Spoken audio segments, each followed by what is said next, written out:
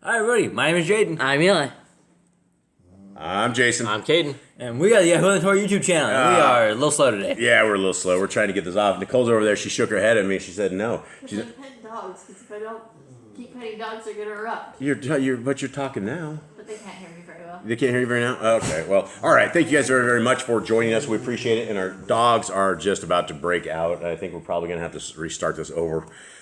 We shall see what we need to do. Hopefully you guys are good. Welcome our little family. We thank you guys very, very much. We love you all and hope you have a wonderful day. And we are going to be doing the Wisdom of Solomon.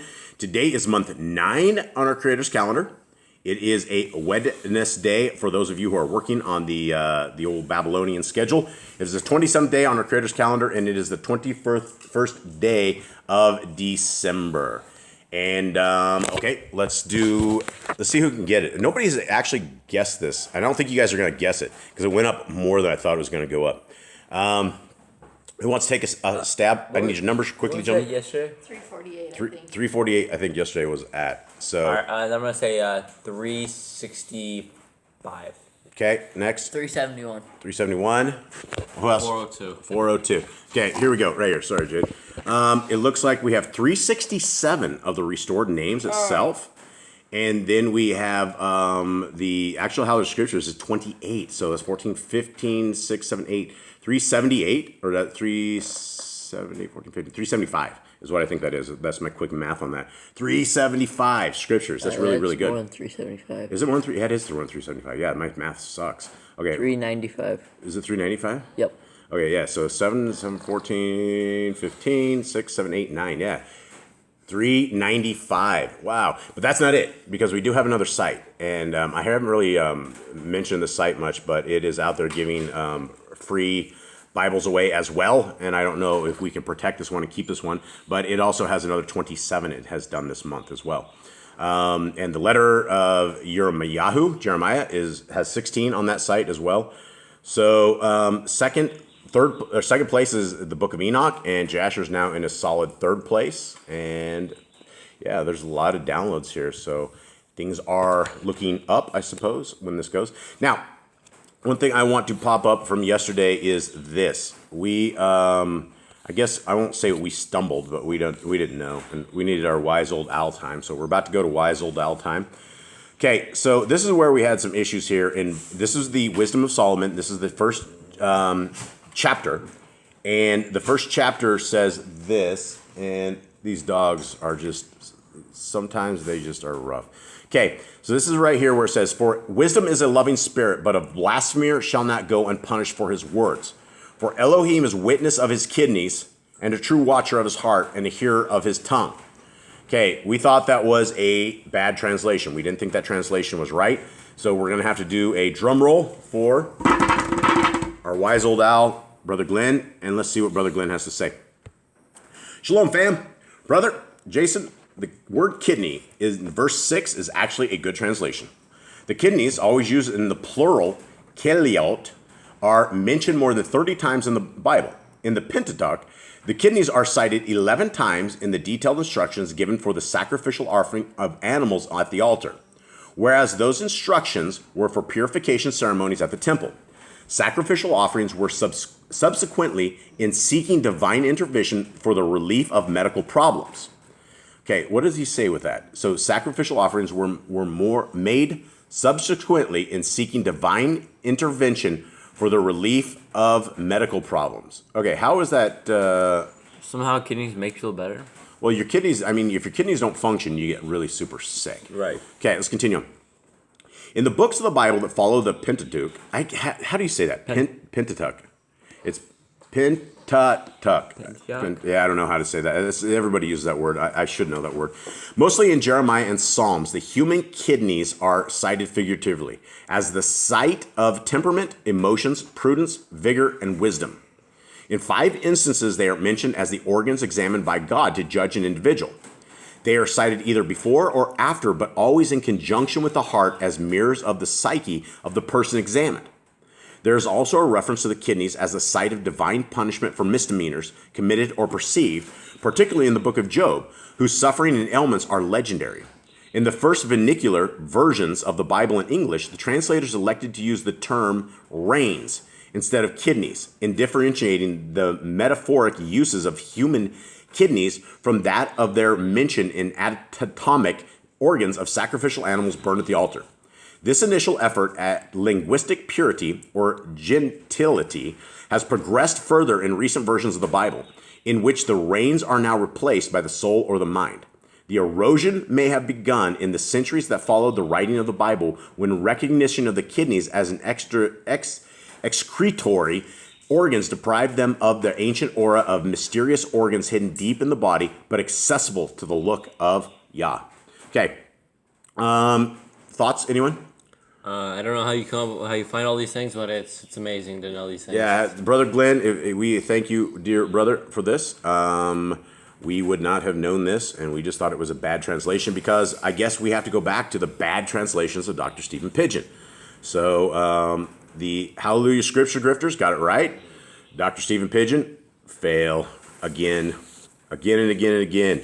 It sucks being a Kabbalah guy like Dr. Stephen Pidgeon and bringing all of that Talmudic stuff into his teachings. Okay, so we are here at verse 2.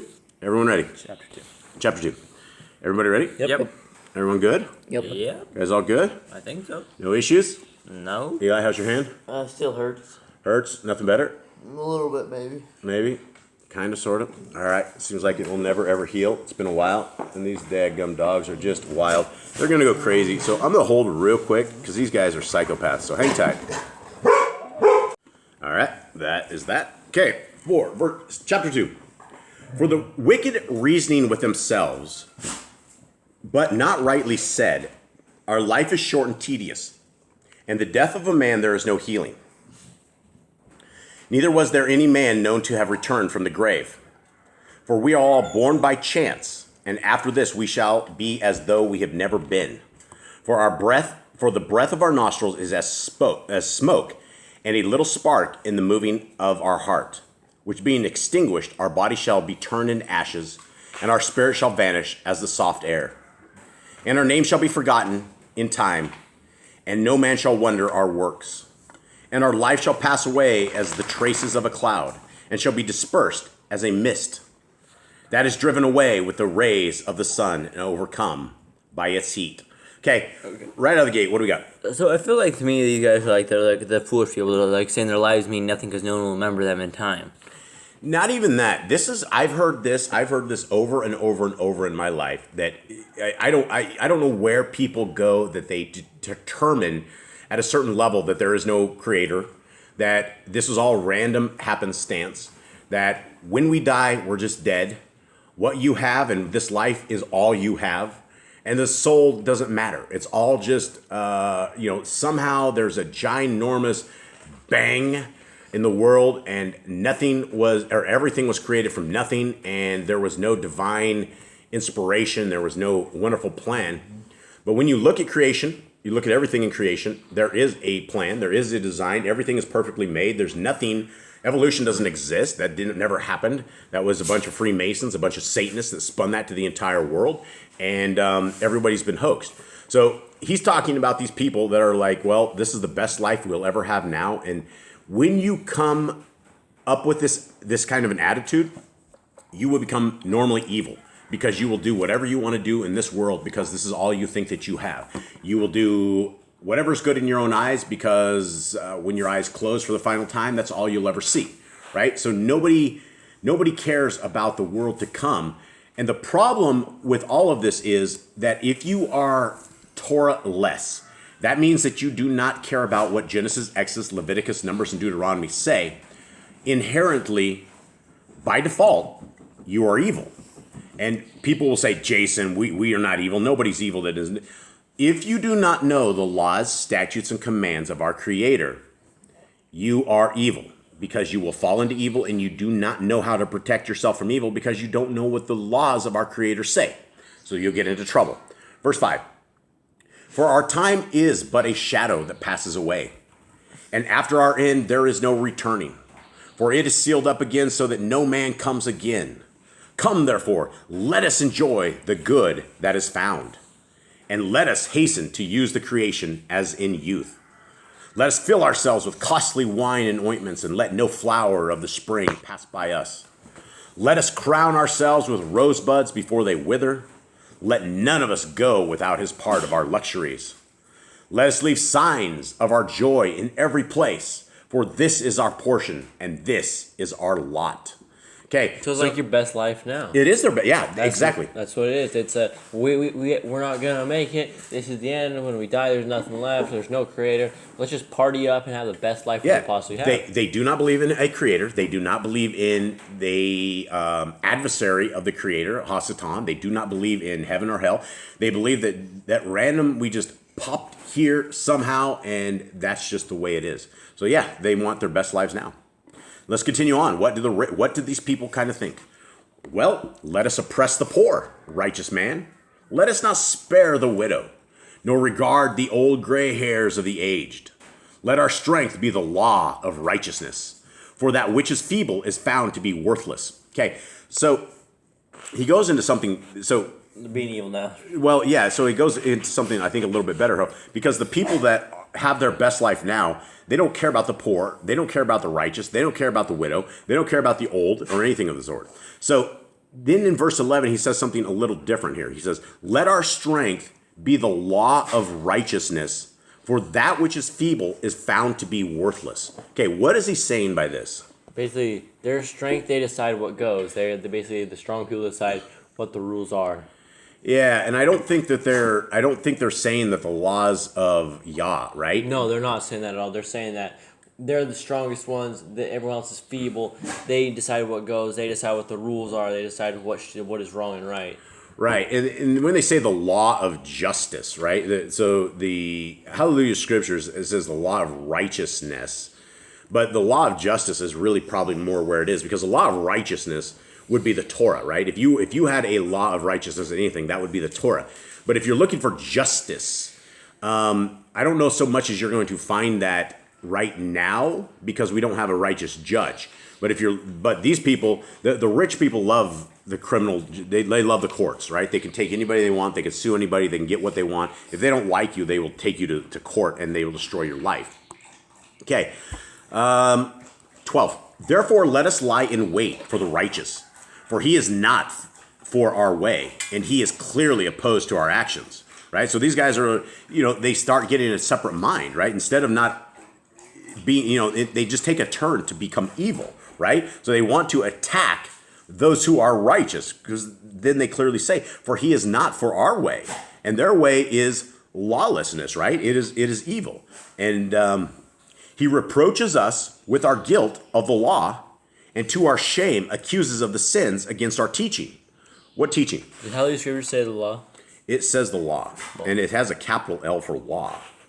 Someone says He reproaches. What did you guys he say? upbraids with our offending the Torah. Where's it at right there? 12, right? Yeah, 12. Yeah, under 12, yeah. All right, so here, what does the Sefer say in that? Sefer says this: therefore, let us lie in wait for the righteous, because he is not for our turn, and he is cling contrary to our doings.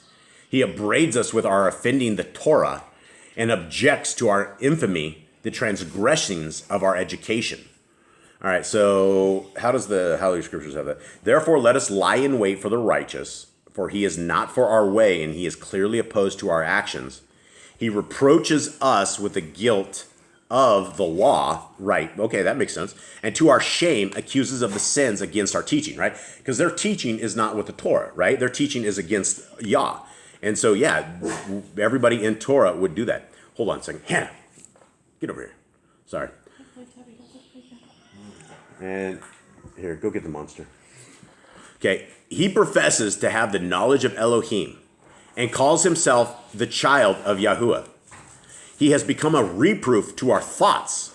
Okay, that's funny, because I have people that say, "Oh, Jason, he thinks he's a child of God." Ha ha ha ha ha. Right? And they laugh at that, because they to be a child of God, to be a child of the Most High, Yahuwah, Eli, what are the requirements for such? Yeah, keep the Torah. To keep the laws, statutes, and commands of our Creator, right? The Torah, Genesis, Exodus, Leviticus, Numbers, and Deuteronomy, and not to add or take away from it. We're not doing it to try to be better than anyone. We're not trying to do it for anyone but ourselves. Yeah, and it's not. It's for our own souls, right? We're looking at ourselves in a mirror, And we have to see the reflection that it is, and we don't want to be that evil person. And, James talks about looking at it in a mirror and looking at yourself and trying to figure this out. And so none of us call ourselves better than anyone else. But I would say if you're eating pork and you're doing Sunday worship and you're doing all that other stuff, at least we got it more right than the rest of them, I think. But I don't know. Well, according to the scriptures, we do. Okay, here we go. He is a burden to us to even look at, for his life is not like that of other men. His ways are a different way. We are regarded by him as false. He abstains from our ways as from filthiness. He pronounces the end of the righteous to be Baruch, and makes his boast that Elohim is his father. So those are all good things, right? Mm-hmm. And Eli, you just did that to me again, bro. And now we're burned. Now we got this highlighted. Okay, remember, we're back to this one. Okay, I know. And makes his boast to Elohim as his father. Wouldn't you want to boast to Elohim as your father? Yeah. Not the wicked. Not the wicked, for sure. Let us see if his words are true, and let us prove what shall befall him in the end.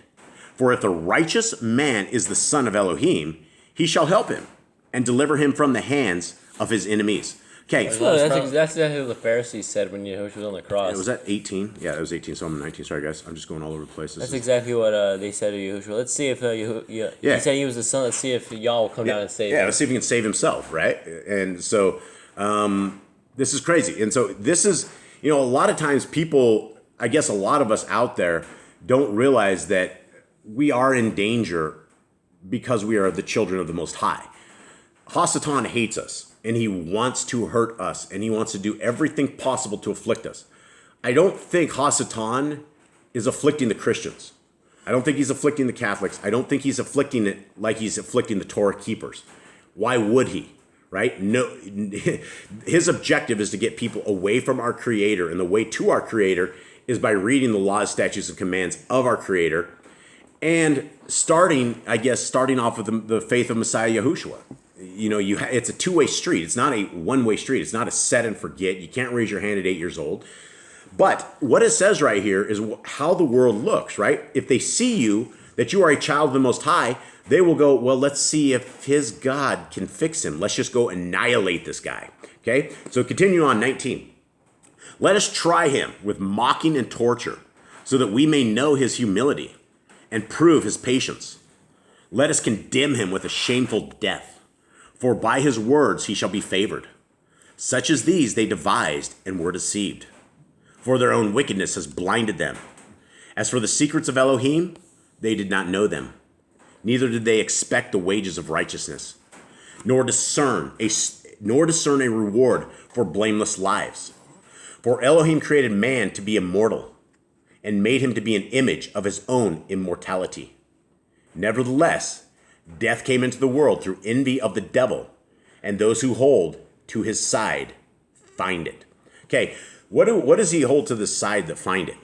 He holds salvation. Death. Nevertheless, death came into the world through envy of the devil, and those who hold to his side find it. Those who hold to the side of the devil find death. Right, because we were supposed to live forever in the garden. We were not supposed to die, but because we ate the apple and we got kicked out of the garden, and something changed that we can only live a certain amount of time. We should blame the woman. That's where everything went wrong. Yeah, no, you can't actually blame the woman when the man had every opportunity to not do what he did. They should have both just pointed fingers at the snake been done with that. They should team this one up like it was a snake. Well, they did team it up at the end. But and at the very end, after he already got her cursed, he's like, it was the woman. It's too late. After they ate that apple, it's game over. It doesn't matter if the snake did it or not. So here's the problem. I think it might be a little more Adam's fault, because Adam was directly commanded. I don't know if Eve was actually directly commanded not to eat the apple. I think they were both directly commanded, and they both had a shot at this, because the curse of the woman was that afterwards, that not only did she bear in pain and have monthly cycles and all the crazy, horrible stuff of women, but that women would essentially not bow down to their man, but that they would desire their man. And that essentially means that the leadership went from the man, from basically it was a dual purpose, right? Right out of the beginning, it was like a 50-50 thing. The man was not reigning over the woman. However, that happened because and I don't know if that's the right course of action because the man broke the commands as well. But I don't know why the man. I guess it's because the woman did it first. That now she kind of like bows down to him or desires the man. And I'm not saying bow down like this. I don't want people to get it the wrong way. But essentially, that's what it is. The right relationship is that a woman falls under her man, and the children fall under the woman, and they all fall under the Messiah, and they all fall under Yah. And so that is the correct way to do it. All right, so that is it, everybody. That is the Wisdom of Solomon, chapter 2. And hopefully you guys got something out of this. Thank you guys very, very much. Our little family out there, we love you guys very, very much. And we hope that you guys are doing well. Nicole is doing awesome on the scanning of the scriptures. She's on this 2 days, and she is into what book? Isaiah. How many pages? 400. 400. She's almost halfway through the Spanish scriptures. And so hopefully we will have this before the end of the week. We'll have the Spanish scriptures, and I'm thinking probably earlier than that, but we will have this out, and obviously we don't celebrate Hanukkah, we don't celebrate Christmas, we don't celebrate anything, but hopefully we'll have it out right in the nick of time so that everybody out there that is celebrating can kind of give a Spanish scriptures away, and I hope we can get 200 or 300 scriptures out right out of the gate of Spanish, because that will start flooding that around, and everybody will start sharing that PDF as well. And it'll be awesome. So thank you guys very, very much. Love you guys. And we are out. All right, shalom.